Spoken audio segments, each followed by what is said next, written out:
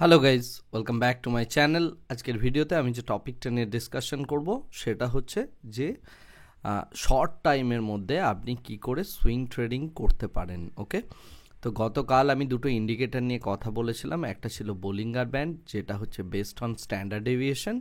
আর একটা ইন্ডিকেটর বলেছিলাম যেটা হচ্ছে আরএসআই, রাইট? তো এই দুটো ইন্ডিকেটরকে ইউজ করে আমরা অ্যাকচুয়ালি একটা সুইং ট্রেডিংয়ের মেথড বানাবো। এই মেথডটা ভীষণ সাকসেসফুল মেথড।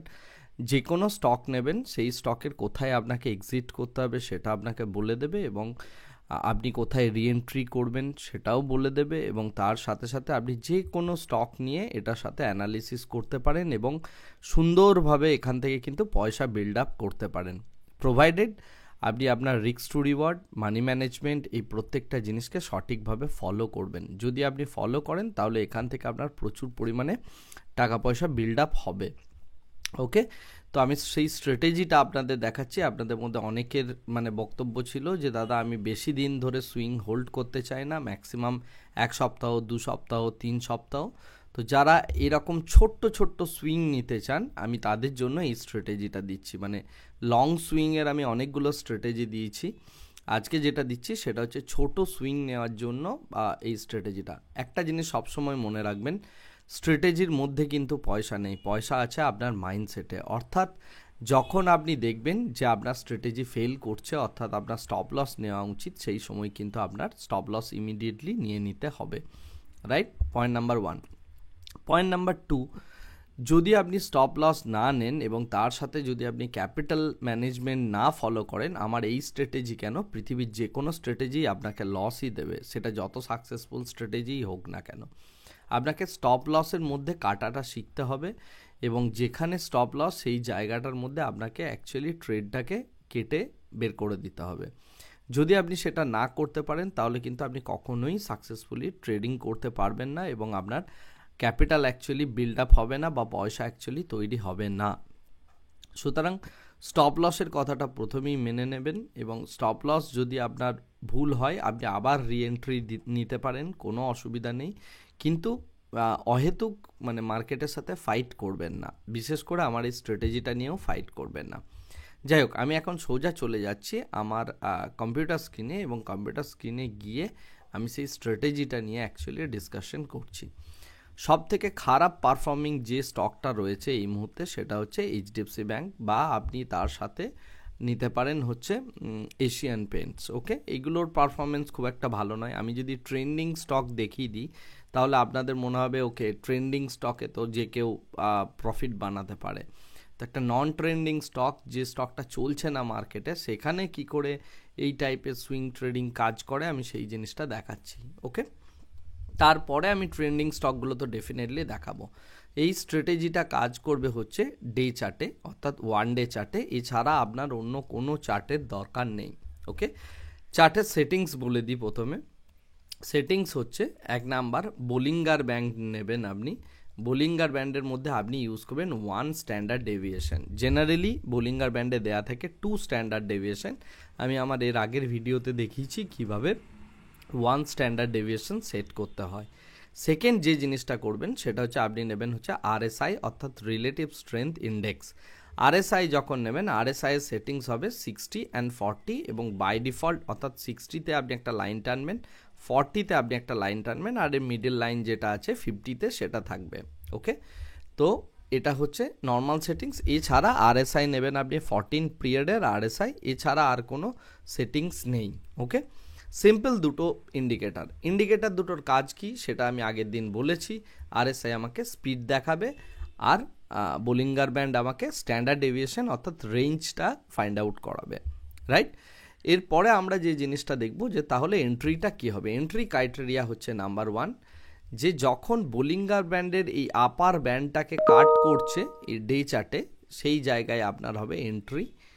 আর যখন এই আপার বোলিঙ্গার ব্যান্ডটা নিচে ক্লোজিং দিচ্ছে সেই জায়গাটা হবে আপনার এক্সিট। ওকে, তো এই মেথডটা যদি আপনি ফলো করেন এবং তার সাথে সাথে আপনি যখন এন্ট্রি করবেন তখন আপনাকে আরএসআই হতে হবে গ্রেটার দেন 60, অর্থাৎ 60-র ওপরে আরএসআই আসতে হবে, এবং যখন আপনি এক্সিট করবেন তখন আরএসআই দেখার দরকার নেই, কেবলমাত্র বোলিঙ্গার ব্যান্ডের ভিতরে ঢুকে গেলেই আপনি এক্সিট করবেন। লজিকটা কি, ট্রেডটার পিছনে লজিকটা জানাটা খুব ইম্পর্ট্যান্ট। যখন ও ওয়ান স্ট্যান্ডার্ড ডেভিয়েশনকে কাট করেছে তার মানে হচ্ছে যে তার মধ্যে একটা মোমেন্টাম আছে, এবং সেই মোমেন্টামের জন্যই এই স্টকটা কিন্তু ওয়ান স্ট্যান্ডার্ড ডেভিয়েশনকে কাট করেছে, এবং এই কাটের জন্যই প্রাইসের মধ্যে একটা অ্যাপ্রিসিয়েশন হবে, এবং সেটা কিন্তু শর্টার টাইম ফ্রেমের মধ্যেই হবে। তারপরে এ আবার ওয়ান স্ট্যান্ডার্ড ডেভিয়েশনের মধ্যে ঢুকতে পারে, রাইট? তো এটাই হচ্ছে বেসিক্যালি লজিক। স্ট্যান্ডার্ড ডেভিয়েশন কী জিনিস সেটা আমি আগের দিনের ভিডিওতে অলরেডি ডিসকাশন করেছি। তো যাই হোক, প্রথমে দেখি এইখানে আমার একটা এন্ট্রি ছিল, এই জায়গাটা মানে হচ্ছে মোটামুটি এরকম জায়গায় আমার একটা এন্ট্রি ছিল এইচডিএফসি ব্যাঙ্কে। আমার এইচডিএফসি ব্যাঙ্কের এক্সিট কোথায় ছিল? এইচডিএফসি ব্যাঙ্কের এক্সিট ছিল এরকম একটা পয়েন্টে, রাইট? আমি ক্লোজিং বেসিসে কাজ করব, বা এই জায়গাটাতে আপনি এক্সিট নিয়ে আবার এখানে আপনি রিএন্ট্রি করতে পারেন। যদি আপনি রিএন্ট্রি করেন, রিএন্ট্রির এক্সিট হবে এই জায়গায়। তো আপনি দেখবেন এই মেথডটা যদি ইউজ করেন কখনোই আপনি সেইভাবে লস করবেন না সচরাচর, ওকে?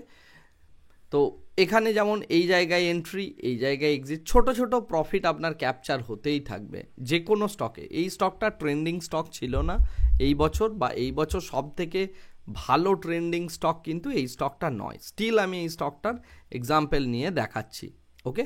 আরেকটা স্টকের আমি এক্সাম্পল নিচ্ছি, সেটা হচ্ছে যেমন এশিয়ান পেন্টস। এশিয়ান পেন্টসও রানিং হয়নি এই বছর, খুব বেশি স্পিডে যে গিয়েছে বা দৌড়েছে সেরকম বিষয়টা নয়।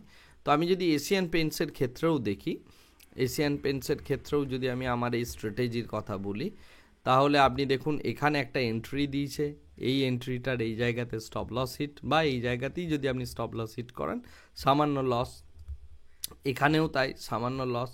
আমি শুধু লং সুইং নিচ্ছি, অর্থাৎ আমি নিচের দিকে শর্ট পজিশনগুলোকে জাজ করব না কোনোভাবেই, ওকে? তো যদি আমরা এশিয়ান পেন্টসের ক্ষেত্রে এখানে দেখি, এই জায়গাতে একটা এন্ট্রি ছিল, এই জায়গাতে এক্সিট, সামান্য প্রফিট, আবার তারপরে এখানে এন্ট্রি ছিল, সেই এন্ট্রিটার মোটামুটি এক্সিট হবে এরকম একটা জায়গায়, তো সেক্ষেত্রে একটা প্রফিট। তো এইরকমভাবে 10 দিন, 15 দিন, 20 দিনের মধ্যেই আপনি কিন্তু প্রফিট এবং লস দুটো মিলেই আপনার কিন্তু খাতা চলতে থাকবে। আলটিমেট দেখবেন, যোগ করে দেখবেন আপনার অ্যাকচুয়ালি পুরো জিনিসটা প্রফিটে ক্লোজ হবে। এই জায়গাতে আমি স্ট্র্যাটেজি ট্রেড নিয়েছি, বাট এই জায়গায় ঠিক আছে, ইটস ওকে। আপনি যে কোনো জায়গায় যদি এইভাবে ট্রেড নিতে থাকেন এই মেথডটা ফলো করে, আপনি ওভারঅল খাতা যোগ করে দেখবেন আপনার কখনো লস হবে না।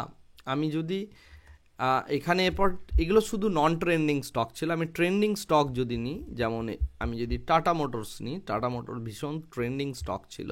তো টাটা মোটরসের মতো ট্রেন্ডিং স্টক যদি আপনি ধরতে পারেন, সেক্ষেত্রে আপনি দেখুন এরকম একটা জায়গায় এন্ট্রি নেবেন, এখানে এক্সিট, তারপরে পুনরায় আবার আপনি এখানে এন্ট্রি নেবেন, এখানে এক্সিট, আবার আপনি এখানে এন্ট্রি নেবেন, এই জায়গাতে এক্সিট হবে।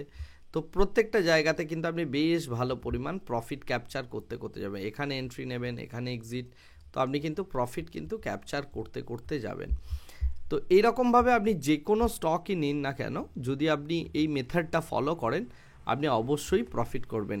এরপরে আমি যদি পিএসইউ স্টকগুলো নিই, যেগুলো খুব ট্রেন্ডিং স্টক ছিল এই বছরের জন্য, ফর এক্সাম্পল আমি নিচ্ছি হচ্ছে পিএসইউ স্টক বলতে কী নেবো, কোল ইন্ডিয়া।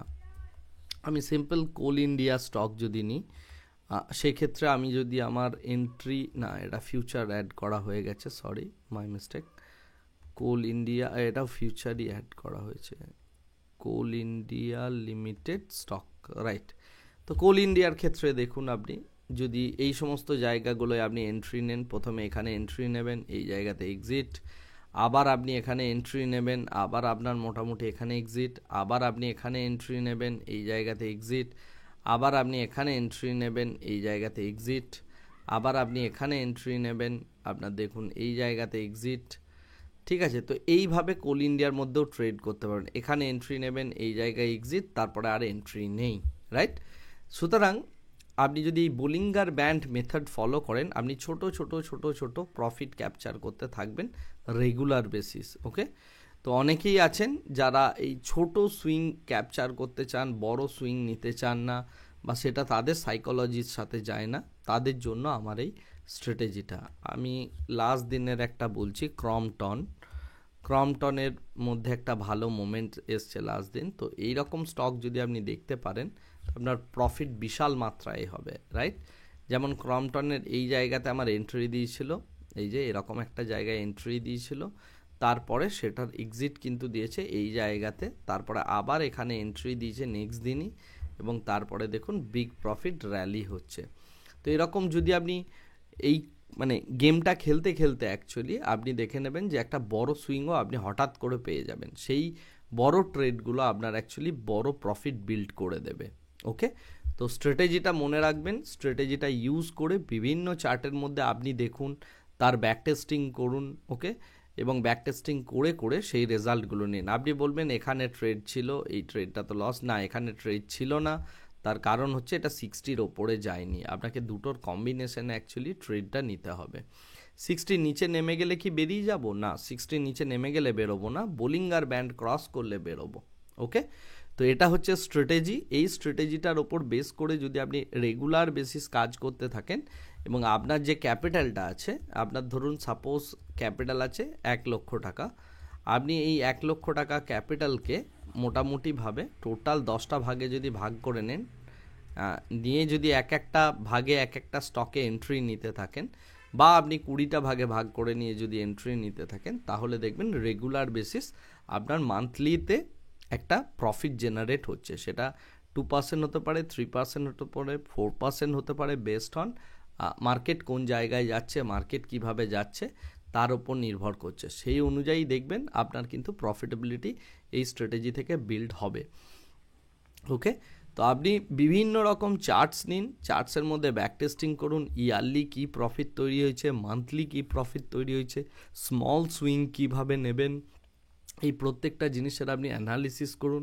আমি বলছি না কেবলমাত্র ব্যাক টেস্টিং করতে, আপনি আগামী 3 মাস ফ্রন্ট টেস্টিং করুন। ফ্রন্ট টেস্টিং করে দেখুন লাইভ মার্কেটে এটা আপনার সাইকোলজির সাথে যাচ্ছে কি না, যদি যায় তারপরে এর মধ্যে রিয়েল ক্যাপিটাল ডিপ্লয় করে এই স্ট্র্যাটেজির ওপর ভিত্তি করে আপনি কিন্তু কাজ করতে পারেন, এবং সেটা যদি আপনি করেন তাহলে আপনি অবশ্যই স্টক মার্কেট থেকে প্রফিটেবল হতে পারবেন। ওকে, আর যখন দেখবেন মার্কেট একদম ডাউন সুইংয়ে যাচ্ছে, অর্থাৎ নিচের দিকের বোলিঙ্গার ব্যান্ডকে কাট করছে, সেই মতো পরিস্থিতিতে কিন্তু আপনার বেসিক্যালি কিছু করার নেই, কারণ আপনি সুইং ট্রেডিংয়ে জাস্ট নর্মাল বাই করছেন। যারা এফএনওতে ট্রেড করেন, অর্থাৎ আপনারা যারা অ্যাকচুয়ালি ফিউচার অ্যান্ড অপশানে কাজ করেন, ফিউচারে কাজ করতে চান, তারাও এই স্ট্র্যাটেজিটা অ্যাপ্লাই করতে পারেন।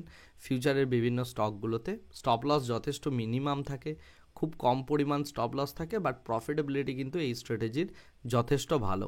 আশা করি স্ট্র্যাটেজিটা আপনার ভালো লেগেছে। কেমন লেগেছে সেটা আমাকে কমেন্ট করে জানাবেন, এবং আপনি এই স্ট্র্যাটেজির ফ্রন্ট টেস্টিং করুন। যদি কোনো প্রবলেম হয় আপনি আমাকে কন্ট্যাক্ট করতে পারেন।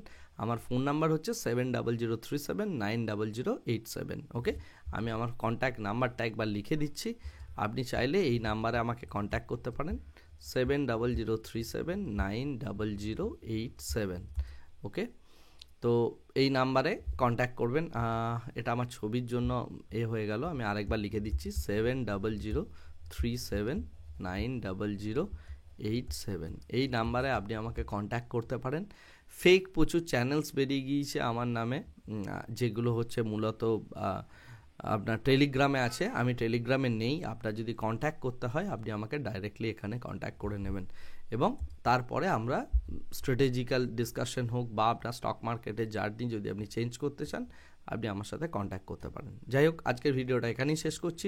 ভিডিওটা কেমন লাগলো, স্ট্র্যাটেজি কেমন লাগলো সেটা আমাকে জানাবেন, এবং কমেন্ট করে পুরো জিনিসটা আপনার কেমন লেগেছে সেটা জানাবেন। আপনার যেটা বক্তব্য, যদি খারাপ লেগে থাকে, এই স্ট্র্যাটেজির ড্রব্যাকস কী রয়েছে ইত্যাদি ইত্যাদি যদি আপনার ডিসকাশন করা হয়, আমাকে আপনি কমেন্ট সেকশনে পেয়ে যাবেন। আমি প্রত্যেকের কমেন্টের নিজে হাতে পার্সোনালি আনসার দিই।